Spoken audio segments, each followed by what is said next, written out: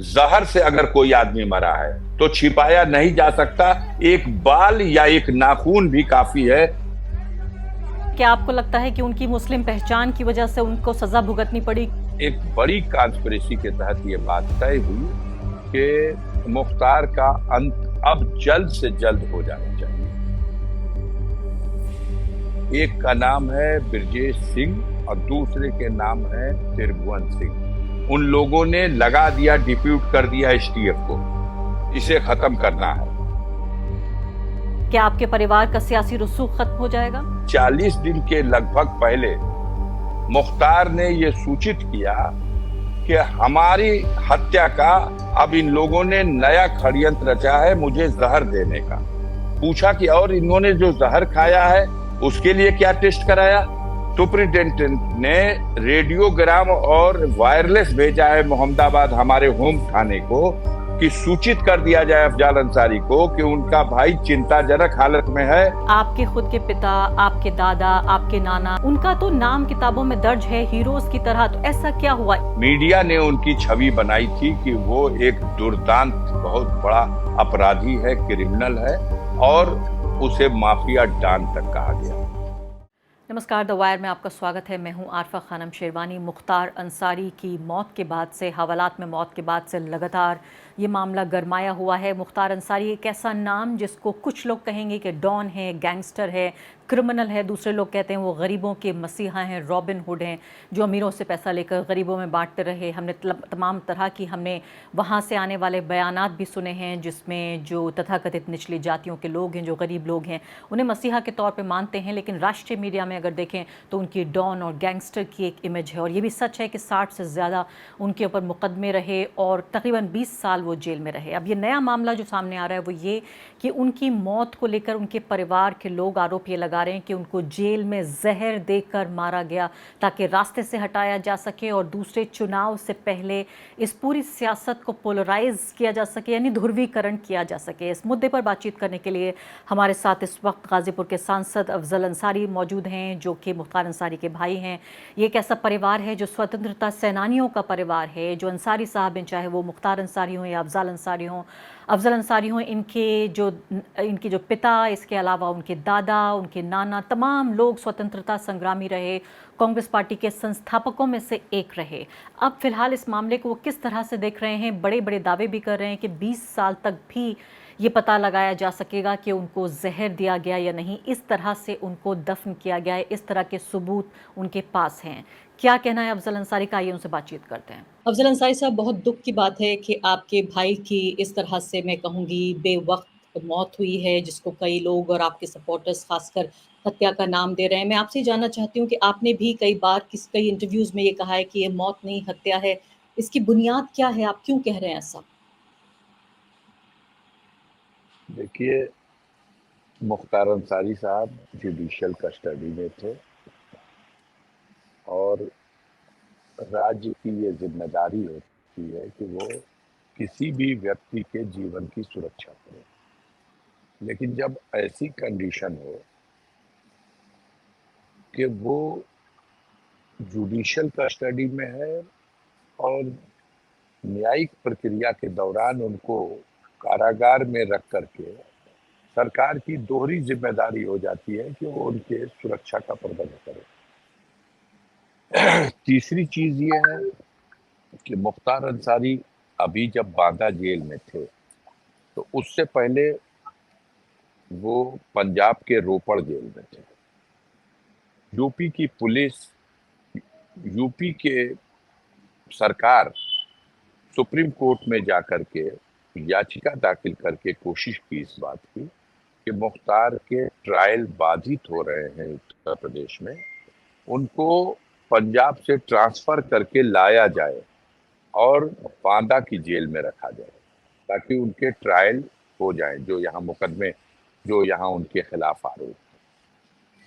इस आरोप पर सुनवाई के बाद, क्योंकि मुख्तार के पक्ष से ये कहा जा रहा था कि यूपी की जेल में हमारे जीवन को खतरा है और ये लोग राजनीतिक कारणों से हमें झूठे मुकदमों में फंसाएंगे ही नहीं, ये लोग हमारी हत्या भी कर देंगे। फिर भी माननीय सर्वोच्च न्यायालय ने जो न्याय किया वो ये कहा कि इनको शिफ्ट किया जाए रोपड़ जेल से बांदा जेल यूपी में, मुकदमों का ट्रायल ये फेस करेंगे। इस दरमियान यूपी की सरकार इस बात के लिए रिस्पॉन्सिबल होगी कि उसके जीवन के लिए कोई संकट न पैदा। उसमें खास तौर से ये भी बात कही गई थी कि मुख्तार बीमार हैं, एम्स चंडीगढ़ एम्स से उनका इलाज चल रहा है, उन्हें वो हार्ट के भी पेशेंट है, उन्हें स्लीप डिस्क भी हुई है, वो शुगर के भी पेशेंट हैं और काफ़ी दिनों से जेल में होने की वजह से और कई तरह के खाने वगैरह इसकी वजह से उनको कई तरह की बीमारियां हैं। उन दिनों कोरोना भी फैला हुआ था। ये मार्च 2021 में आदेश हुआ, उनको यूपी जेल शिफ्ट कर दिया गया बांदा में। बांदा में कई बार इस बात को लेकर के जैसे जैसे इन लोगों ने कोई प्रयास किया उनके विरुद्ध कोई षड्यंत्र किया जाए, तब फौरन उसकी कंप्लेन हाई कोर्ट में, सुप्रीम कोर्ट में, याचिका के माध्यम से ट्रायल कोर्ट में बताई जाती रही। एक बात बन गई कि मुख्तार को या किसी भी बड़े बंदी को, ऐसे बंदी को जिसके सुरक्षा के लिए कोई समस्या है, उसे वीडियो कॉन्फ्रेंसिंग के जरिए न्यायालयों में पेशी पे लाया जाए, पेश किया जाए और उनका वकील कोर्ट में खड़ा होकर के न्यायिक प्रक्रिया को सहयोग करे। इस दौरान जब से वो पंजाब से बांदा की जेल में आए, इस दरमियान शायद एक बार उनको न्यायालय में पेश करने के लिए आदेश हुआ, फिजिकल पेशी कराई गई। लेकिन जो खतरा आसन्न था उसी को देखते हुए बाद में न्यायालय ने, सभी न्यायालय में जहां भी ट्रायल उनका चल रहा था, बाराबंकी में, लखनऊ में, आजमगढ़ में, मऊ में या गाजीपुर में, जहां कहीं भी, बनारस में, सबने बस कह दिया कि वीडियो कॉन्फ्रेंसिंग से पेश होंगे।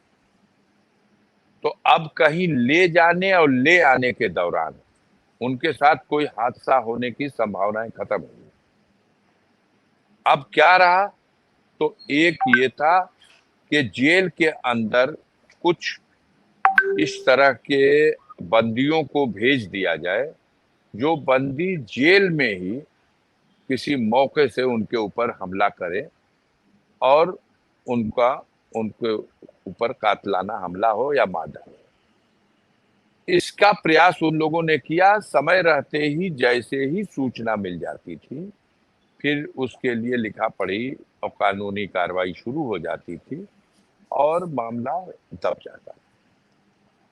इस बार एक बड़ी कॉन्स्पिरेसी के तहत ये बात तय हुई कि मुख्तार का अंत अब जल्द से जल्द हो जाना चाहिए। उसकी बड़ी वजह ये हुई कि हमारी सरकार के द्वारा पाले जा रहे दो बहुत बड़े माफिया, एक का नाम है ब्रजेश सिंह और दूसरे के नाम है त्रिभुवन सिंह। ये दोनों लोग बॉम्बे जे हॉस्पिटल कांड में दाऊद इब्राहिम के साथ सह अभियुक्त हैं, को अक्यूज्ड हैं। इनके विरुद्ध पूरे देश में सैकड़ों की तादाद में मुकदमे हैं। ये 25 साल तक कानून से, अदालत से भाग करके अपराध करते रहे हैं। इनके ऊपर 5-5 लाख रुपए का पुरस्कार उत्तर प्रदेश सरकार की तरफ से भी रहा है और इन्हें दिल्ली की जो स्पेशल सेल है उसने उड़ीसा से गिरफ्तार किया, जहां ब्रजेश सिंह छद्म नाम पर अपना नाम अरुण सिंह, नया नाम इंट्रोड्यूस करके, व्यक्ति एक और नाम दो, उर्फ नहीं, कैरेक्टर दो, क्योंकि ब्रजेश सिंह जो सामूहिक नरसंहारों के लिए, सिकरौरा में 7 लोगों की हत्या के लिए, तमाम घटनाओं के लिए वो अभियुक्त है तो उसको तो शस्त्र मिल नहीं सकता, लेकिन ब्रिजनेश सिंह के पास शस्त्र का लाइसेंस वो उड़ीसा में बन गया, अपना नाम अरुण सिंह बना करके। उनको विदेश जाना है, विदेश में फैले हुई अपनी गैंग के अकाउंट से मिलने, उनका पासपोर्ट बन गया अरुण सिंह के नाम से, फोटो ब्रिजेश सिंह की, पासपोर्ट पे और लाइसेंस पे नाम अरुण सिंह का। तो इस तरह से वो सरकार द्वारा संरक्षण प्राप्त करके यूपी में दिल्ली पुलिस के द्वारा जब लाए गए और यूपी पुलिस अब उनके मामलों का ट्रायल यूपी में शुरू की, तो इस सरकार ने ये बीड़ा उठाया कि किसी मामले में धूल नहीं लगने दी जाएगी ब्रिजेश सिंह त्रिभुवन सिंह को। उनके सारे मामलों में गवाहों को तोड़ा गया, धमकाया गया, खरीदा गया, मजबूर कर दिया गया और सारे धीरे धीरे एक एक करके मुकदमे छूटते चले गए। जी हाँ, लेकिन अफजल साहब यहाँ जो समझ में आ नहीं रहा वो ये कि मुख्तार साहब की पूरी जिंदगी तकरीबन जेल में गुजरी है, 20 साल के आसपास वो जेल में रहे, 7 साल उसमें वो भी दौर था जबकि आदित्यनाथ की सरकार थी। अचानक ऐसा क्यों लग रहा है कि इस वक्त उनको मारे जाने की कोशिश होगी? आपके आरोप में एक तरह का कॉन्ट्रडिक्शन है, एक तरह का अंतर विरोध है कि अगर ऐसा होता तो इस दौरान 7 साल भी वो जेल में थे, तो उनको अभी मारने की क्यों कोशिश होगी अगर आपके आरोपों को माना जाए?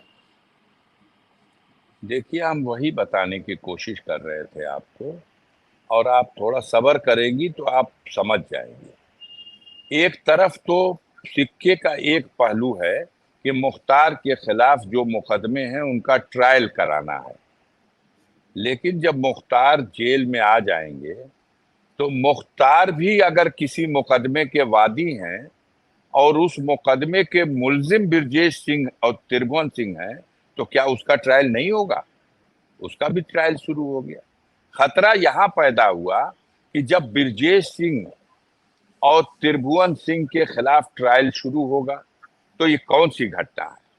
घटना ये है कि 15 जुलाई 2001 को मुख्तार अंसारी जब मऊ के विधायक थे, अपने घर से मोहम्मदाबाद यूसुफपुर से वो जा रहे हैं मऊ, और रास्ते में सुनियोजित ढंग से एक ट्रक खड़ा करके और भी कई गाड़ियां आगे पीछे और उनके 2 गाड़ियों के काफिले पर अंधाधुंध गोली चलाई गई हत्या करने की नियत से। ये घटना ब्रिजेश सिंह, त्रिभुवन सिंह, ये अंजाम देने वाले और 15-17 लोग थे। वादी मुकदमा की हैसियत से मुख्तार अंसारी ने 15 जुलाई 2001 को मोहम्मदाबाद थाने में मुकदमा दर्ज करा दिया, नामजद मुकदमा, अज्ञात लोगों के बाकी 16-15 अज्ञात। विवेचना होती है, चार्जशीट लगती है।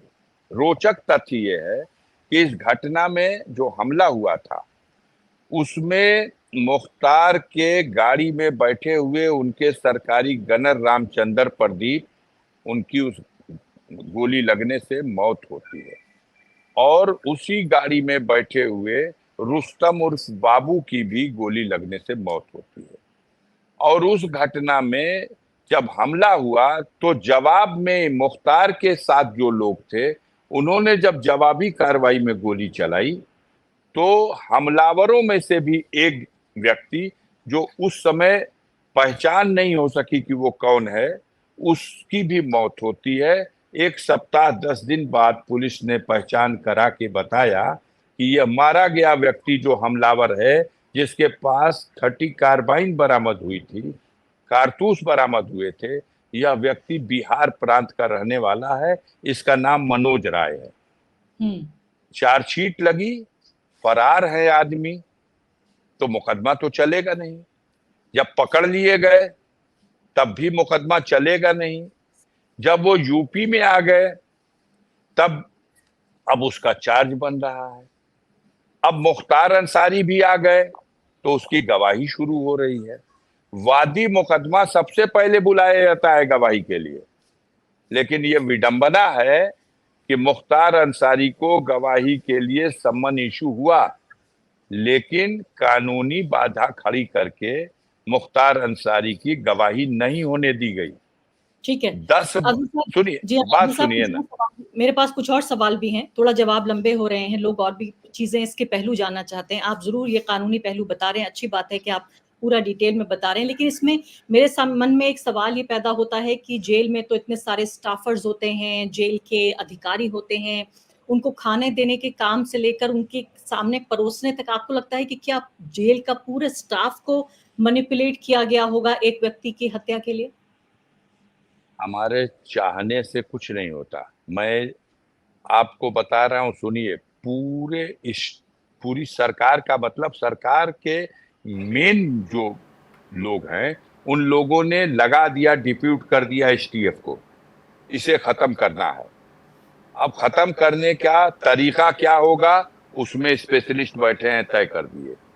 किसी को पुलिस कस्टडी में सड़क पे घुमाते हुए पत्रकारों के आड़ में खड़ा करके 3 छुटभैया बदमाशों से गोली मरवा दिए। किसी को कचहरी में वकील की वर्दी पहनाकर वो पेशी पे आएगा, उसको गोली मार, अलग अलग तरीका सबका तय किया। मुख्तार के लिए ये तरीका तय हुआ कि इनको जहर देकर के मार दिया जाए। और मैं आपको कहूंगा, आप इसमें जल्दबाजी करिएगा तो सत्य तक नहीं पहुंच पाइएगा। मेरी बात लंबी हो रही है, मैं कोशिश करूंगा कि शार्ट हो। जी हाँ। 40 दिन से भी कुछ ज्यादा पहले मुख्तार साहब ने मुझको बताया।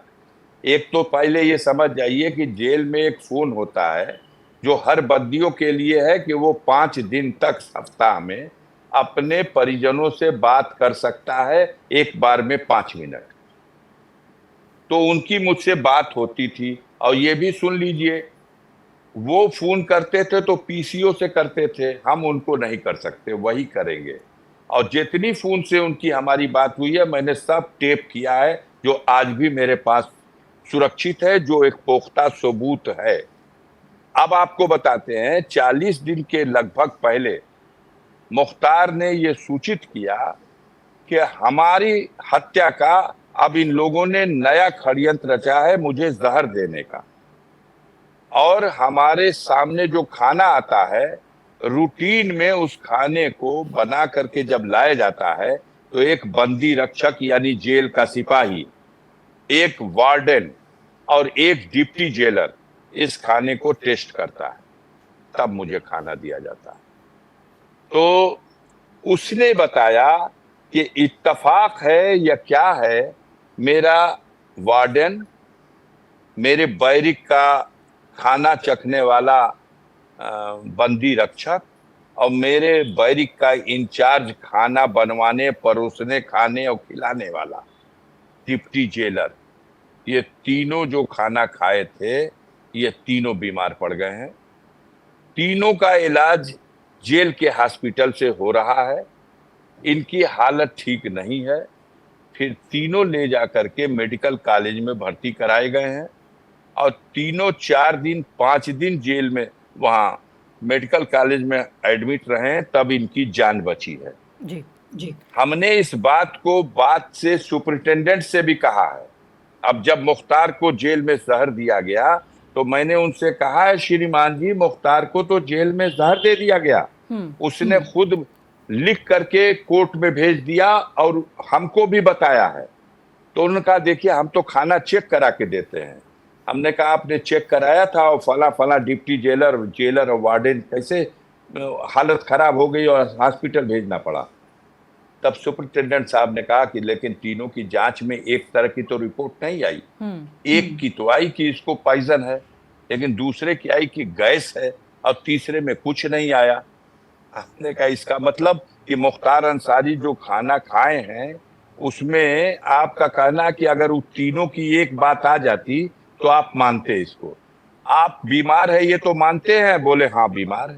तो हमने कहा, उसका इलाज ठीक से कराइए, सुप्रीम कोर्ट का भी डायरेक्शन है।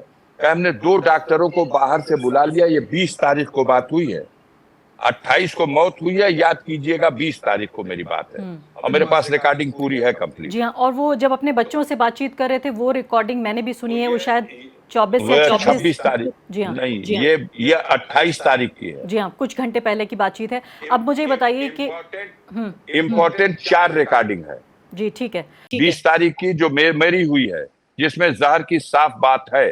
फिर 26 तारीख की मेरी और सुपरिटेंडेंट की बातचीत है, जिसमें सुपरिटेंडेंट ने रेडियोग्राम और वायरलेस भेजा है मोहम्मदाबाद हमारे होम थाने को, कि सूचित कर दिया जाए अफजाल अंसारी को कि उनका भाई चिंताजनक हालत में है, और मैंने उसको मेडिकल कॉलेज में एडमिट किया है, जहां आईसीयू में उसका इलाज चल रहा। ये 26 तारीख को मुझे 4 बजे भोर में रिसीव कराया गया, और मैं भाग करके जब बांदा पहुंचा, मिलते ही छूटते पहली बार उन्होंने ये कहा कि भैया इन सबों ने मुझको जहर खिला दिया है, और अगर मुझे किसी दूसरे हॉस्पिटल में इलाज करने को नहीं ले जाया जाएगा तो ये मुझे इलाज का के नाम का नाटक करेंगे और मार डालेंगे। मैं जेल में बेहोश हालत में हो गया था, तो मुझको यहां भेजा गया है। मैंने डॉक्टर से बात की कि डॉक्टर साहब आखिर क्या स्थिति है। ये कह रहा कि मेरा फट जाएगा सीना, मेरा फट जाएगा पेट, और ये देखिए कितना फूला हुआ है, मैं देख रहा हूं, आप भी देख रहे हैं। कहने हम लोग कोशिश कर रहे हैं, देखिए ऑक्सीजन लेवल मेंटेन हो गया, ब्लड प्रेशर भी इसका पहले से बेहतर है। 3-4 दिन में हम इनको इस स्थिति में ला देंगे कि आप आएंगे देख लीजिएगा, ये खड़े हो जाएंगे। हम कहा जो बैठ नहीं सकता है उसको आप खड़ा कर दीजिएगा। कहे 3-4 दिन में खड़े कर देंगे। और ध्यान से सुनिएगा, ये बात हुई है 26 तारीख को और 1:30 बजे दिन में, और मैं वहां से जैसे ही चला हूं, 2.5 घंटे के बाद मुख्तार अंसारी को आईसीयू से सीधे जेल वापस भेज दिया गया है, और व्हील चेयर पे बैठा के भेज दिया गया। पूछा कि टेस्ट क्या किया आपने? कहते हैं साहब हमने एक्सरे कराया था, ये गिर गए थे तो कि कहीं चोट से टूट तो नहीं गया, तो कोई फ्रैक्चर नहीं है।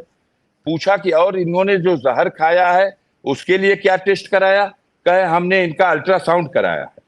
लीवर टेस्ट हुआ नहीं, ईसीजी टेस्ट हुआ नहीं, इको टेस्ट हुआ नहीं, हार्ट का कोई टेस्ट हुआ नहीं। वो बार बार छाती पीट रहा है और अपने पेट को दिखा रहा है कि ये गैस भरी हुई है, और मेरे शरीर में ताकत नहीं है, मैं बैठ नहीं सकता हूं, और ये लोग इलाज के नाम पर हमको कहते हैं कि 3-4 दिन में हम इसको खड़ा कर देंगे, और हमारे अस्पताल से लौटने के 2.5 घंटे के अंदर वापस उसको जेल में डाल देते हैं। कहीं सुना है क्या आपने आज तक कि सीधे आईसीयू से मरीज उठाया जाए और जेल में भेज की दिया? बैरिक में डाला जाए? बहुत दुख की बात है। उसको आप ऑब्जर्वेशन जी, आप बिल्कुल ऑब्जर्वेशन 20 के लिए 2 दिन रखना नहीं चाहिए था उनको? बिल्कुल 20 मिनट की पूरी बातचीत का क्रक्स अफजल साहब यही है कि आप ये कह रहे हैं कि पूरे तरीके से आपका आरोप ये है कि उनको जहर देकर यूपी के प्रशासन ने, यूपी एडमिनिस्ट्रेशन ने जेल के अंदर कस्टडी में थे वो उनको मार दिया। अब मुझे आप ये बताइए कि उनकी तो मौत हो गई, मौत हुई या हत्या हुई जैसे भी हुआ, अब फिलहाल रिपोर्ट भी आ चुकी है हमारे सामने, उस रिपोर्ट में कुछ नहीं है। अब आगे आपकी स्ट्रेटजी क्या होगी? मैंने ये भी पढ़ा कि आप ये कह रहे हैं कि 20 साल तक हमने ऐसी स्ट्रेटजी के तहत इस तरह से हमने उनको दफनाया है। हम आपको काहे सब स्ट्रेटजी बताएं, मोटी बात सुनी। जी, नहीं मैं ये पूछ रही हूँ आप किस बुनियाद पे आप ये कह रहे हैं कि 20 साल तक आप ये कह रहे हैं कि 20 साल बाद भी बॉडी को निकाल के पता लगाया जा सकता है कि जहर दिया नहीं दिया, इसका क्या साइंटिफिक बेसिस है? अब हम आपको बता दें, आप किसी डॉक्टर से पूछ लीजिएगा, आज की डेट में इस दुनिया में जहर से अगर कोई आदमी मरा है तो छिपाया नहीं जा सकता। एक बाल या एक नाखून भी काफी है। हमने मिसाल 20 साल की दी थी इस तरह का के कि जरूरत हुई तो साल, 2 साल, 5 साल, 10 साल, 20 साल बाद भी उसकी कब्र को खोल के जांच करी जाएगी, तो वो सबूत मौजूद है कि उसकी मौत मुख्य वजह जहर है। हार्ट फेल हुआ है अगर, कार्डिया अरेस्ट हुआ है अगर, तो वो भी वो जहर है। जहर की वजह से पेट में इतनी गैस बनी है कि उसने सब चोक कर दिया और इतना प्रेशर बना दिया हार्ट पर कि उसका कार्डिया अरेस्ट हो गया। इससे ये कहां बच रहा है कार्डिया अरेस्ट होने से? अगर कार्डिया अरेस्ट होना था तो क्या एक बैक हो जाएगा? 26 तारीख को आप उसको फिट घोषित करते हैं कि ये फिट है। फिट का मतलब क्या होता है? अगर वो फिट है तो 28 तारीख को मर कैसे जाता है? 26 और 28 में डेट कितने दिन का फर्क है? आप उसको ले जा रहे हैं वीडियो कॉन्फ्रेंसिंग पे पेश करने, जब वो पेश हुआ है तो 10 सेकंड में मूर्छित हो गया। व्हील चेयर पे बैठा के ले गए लोग, और जैसे ही वीडियो कॉन्फ्रेंसिंग के लिए लाए, उन्होंने कहा कि ये मुख्तार अंसारी हाजिर है। 10 सेकंड में वो वहीं पे फिर कहने लगे कि ये बेहोश हो गए सर, इनको ड्रिप चढ़ाई जा रही है।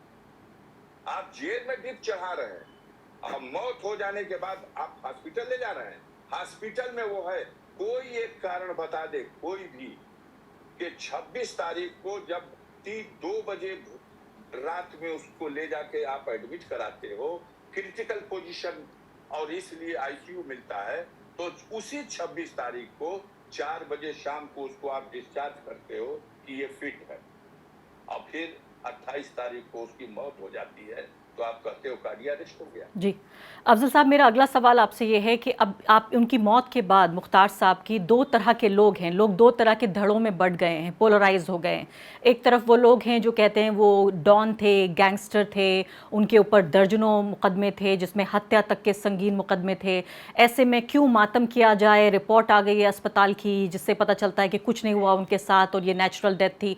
दूसरी तरफ लोग कहते हैं वो मसीहा थे, वो रॉबिन हुड थे, लोग उनके चाहने वाले थे। अगर मैं आपसे पूछूं कि दोनों तरह के लोग इस इंटरव्यू को देख रहे हैं, आप कैसे ये बता पाएंगे कि एक व्यक्ति जिसके ऊपर दर्जनों मुकदमे हो, हत्या तक का मुकदमा हो, उस व्यक्ति को मसीहा कैसे माना जाए? देखिए, हमने तो आज तक यही सुना और माना कि इंसान के साथ बदनामी और नेकनामी जोड़ने के लिए आज के इस दौर में ये मीडिया बहुत बड़ा आधार बनता है। आप जिसकी चाहे जो छवि बना दें। मीडिया ने उनकी छवि बनाई थी कि वो एक दुर्दांत बहुत बड़ा अपराधी है, क्रिमिनल है, और उसे माफिया डॉन तक कहा गया। अब हकीकत में जमीन पे क्या है, इसको कोई देख नहीं पा रहा, तो मैं क्या कहूं।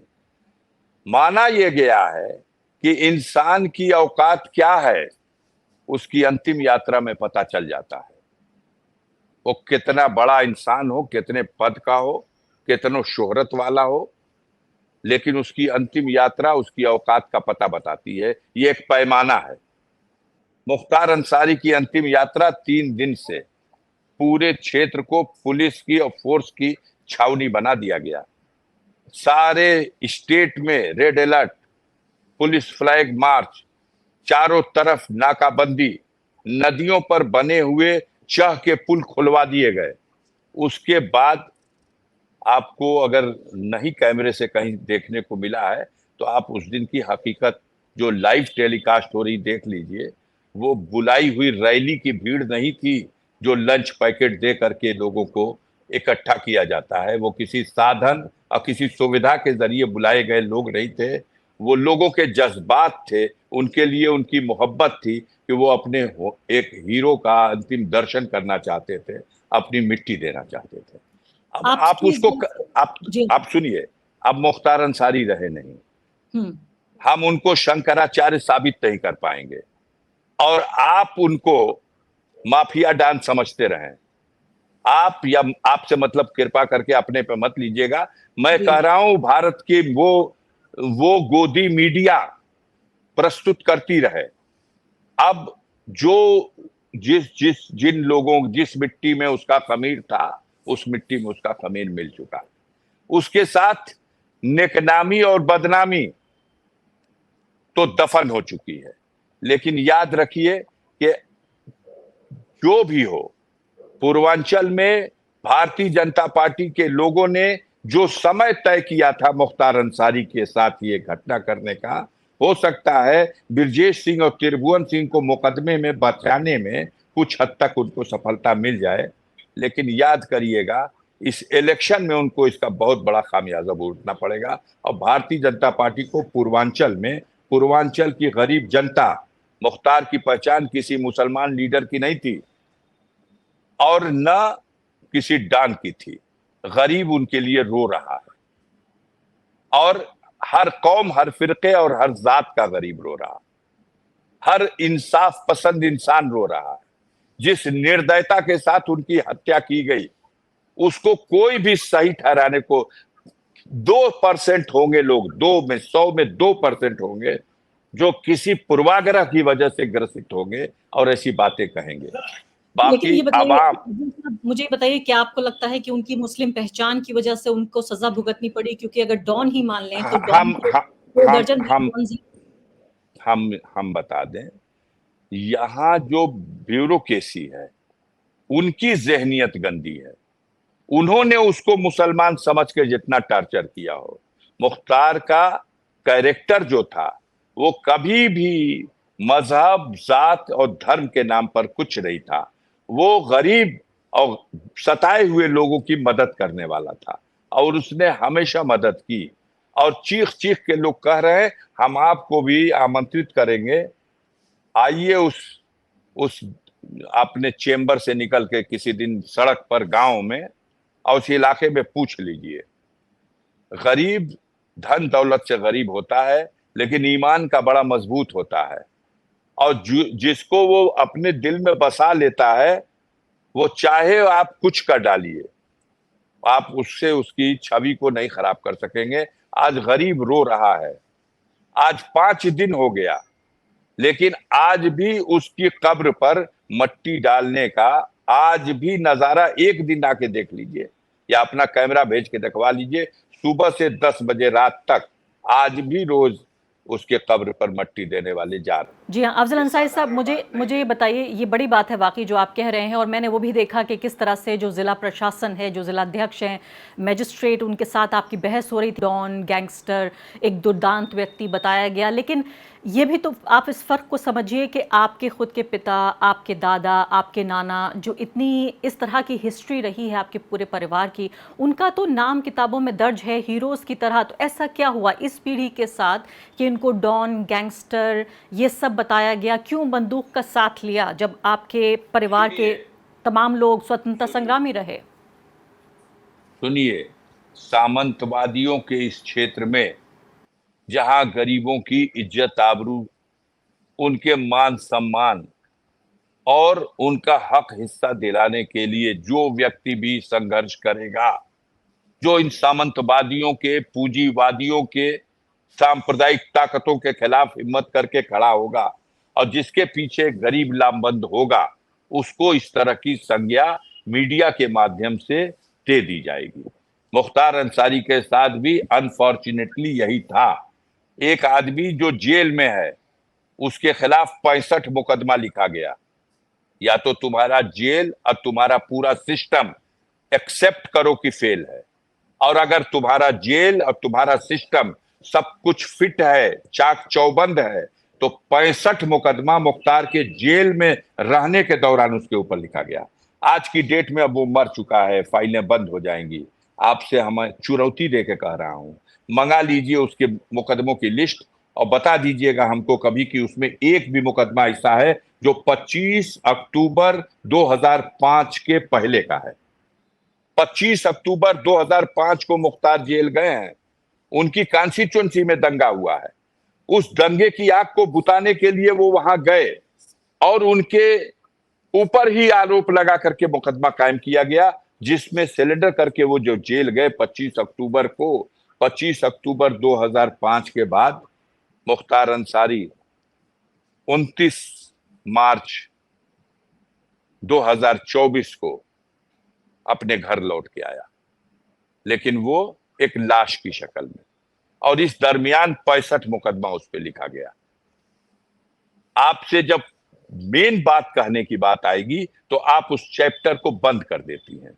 मैंने कहा उसरी कांड के मुकदमे में ब्रजेश सिंह, त्रिभुवन सिंह को बचाने के लिए सारा नाटक हुआ। मैंने ये कहा कि मुख्तार अंसारी को आप नहीं जान पा रही हैं और लोग भी नहीं जान पा रहे हैं। उसको तो कई मामलों में आजीवन कारावास हो गई और 10-10 साल की भी सजा हो गई, 7 मामले सजा हो गए। लेकिन आपको ये नहीं गिनने आ रहा कि जो आदमी 18.5 साल जेल में रह गया है, आजीवन कारावास की सजा की गिनती कै साल से होगी? बहुत से लोगों को ये डर सता रहा था कि 1-1.5 साल और रहने के बाद हो सकता है ये बाहर निकल जाए। हाथी के एक पैर में सब पैर चला जाता है। लेकिन कन्विक्शन तो बहुत बाद में हुआ अफजल साहब। मुकदमे तो थे उनके पास, लेकिन कन्विक्शन तो 2022 में ही हुआ ना, 2 मुकदमों में। जो भी मुकदमों का कन्विक्शन हुआ, यही सरकार और यही इसका सिस्टम छाती फुला फुला के कहते हैं, अभी मंचों पर चिल्ला चिल्ला के बोलेंगे हम ही तो हैं जिन्होंने मुख्तार को सजा भी करा दी, हम ही तो हैं, मैंने मिट्टी में मिला दिया। ये तो इसकी बहादुरी मानते हैं। हिम्मत है तो क्यों नहीं कह देते 100 मुकदमा ब्रजेश सिंह, त्रिभुवन सिंह का है, वो मेरी गोद में, मेरे सरकार की गोद में पल रहा है, और उसको कोई कुछ न बोले? क्यों नहीं उसकी सजा करा देते? क्यों नहीं उसके खिलाफ अभियोजन कार्रवाई कर देता? क्यों नहीं गैंगस्टर में, क्यों नहीं उससे पूछा जाता कि हजारों करोड़ की ये लूट की कमाई कहां से आई? क्यों नहीं ईडी उसके खिलाफ जांच कर लेती? जो उसकी आप बात चर्चा शुरू होगी, आप कहानी दूसरी तरफ मोड़ देंगे, लंबा हो रहा है। जी हाँ। नहीं अफ़ज़ल साहब, अब देखिए टीवी की एक लिमिटेशन होती है कि ज़ाहिर है कुछ ही मिनटों में सारी बात कही जाएगी और लोग जिस तरह से फॉलो नहीं कर रहे हैं वो सिर्फ ये समझना चाहते हैं मोटे तौर पर, बुनियादी तौर पर कि आखिर क्या हो रहा है। आपकी बात, आपकी आवाज़ द वायर पर हम रखना चाहते थे। आप पीड़ित का परिवार हैं या वो व्यक्ति जिसकी मौत हुई है, आप ही कह रहे हैं कि हत्या हुई है। अब बिल्कुल आखिरी बात मैं आपसे ये जानना चाहती हूँ, आप ही कह रहे हैं कि चुनाव में फ़ायदे के लिए आपके भाई की हत्या कराई गई। क्या उनकी मौत के बाद, अब वो तो गुजर गए, वो तो इतिहास बन गए, कि अब भी आप लड़ेंगे इंसाफ के लिए? हम जब तक जिंदा हैं और हमारे इस अंसारी फैमिली में, हमारी नस्लों में भी जो जिंदा है, हम जुल्म के खिलाफ लड़ते रहे हैं और लड़ते रहेंगे। एक मुख्तार अंसारी शहीद हो गया, हम सब भी शहीद हो जाएंगे, तो भी हम चाहेंगे कि इस जमाने में जुल्म ढाने वाले और इस जालिम हुकूमत को समर्थन करने वाले, ये जालिम जो उनकी गोद में पल रहे हैं, ये सब जो गरीबों पर, मजबूरों पर, बेकस बेसहारों पर रोज अत्याचार करते हैं, हम इनके हक हिस्से की, इज्जत आबरू की लड़ाई लड़ते रहे हैं, लड़ते रहेंगे। जी, बहुत-बहुत शुक्रिया। जी हाँ, बहुत-बहुत शुक्रिया अफ़ज़ल साहब, आपने हमें वक़्त दिया और अपना पक्ष यहाँ पर रखा। ज़ाहिर है द वायर के दर्शक फ़ैसला अपने आप करेंगे कि वो क्या समझते हैं, कि वो डॉन थे, गैंगस्टर थे, उनकी हत्या हुई या उनकी मौत हुई, क्या वो मसीहा थे, रॉबिन हुड थे, ये सब मैं दर्शकों पे छोड़ देती हूँ। फ़िलहाल आपका इस समय के लिए बहुत-बहुत शुक्रिया।